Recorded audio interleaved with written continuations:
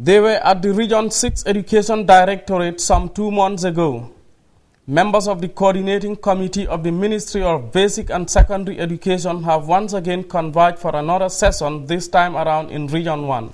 The 5-day interface is being convened to offer CCM members the opportunity to review the agenda for the session, adopt minutes and implement updates such as the development of professional standards, draft insert policy, among others. School visits by CCM members and reports on school visits will also feature prominently on the agenda, and it goes a long way to determine the level of compliance of schools with the National Education Policy. Being an important arm of the Basic and Secondary Education Ministry, the rationale of the Coordinating Committee meeting is to monitor progress and implementation of the programs by schools in various regions. When CCM comes to any region, what they do is they go to the grassroots, that is at the level of the school, where implementation is taking place, and using the minimum standards, the tool that we use to monitor in the regions is what CCM will use to monitor schools. And then every schools will be assessed as per the monitoring instrument and then scored.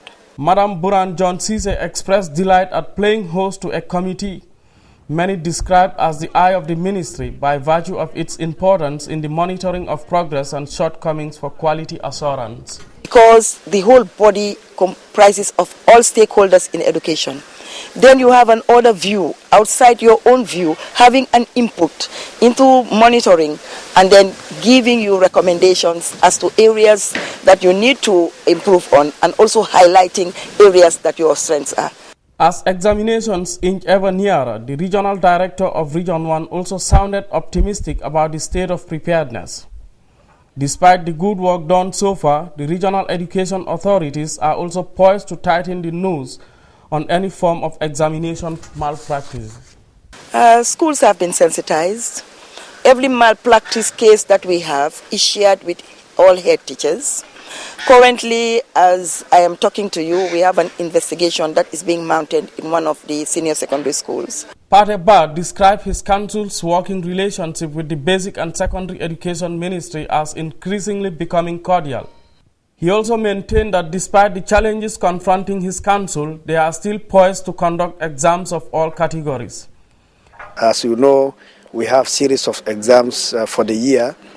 We have the Gambia Basic Education Certificate Examination. We have the West African Senior Secondary School Certificate Examination. We also have the National Assessment Test.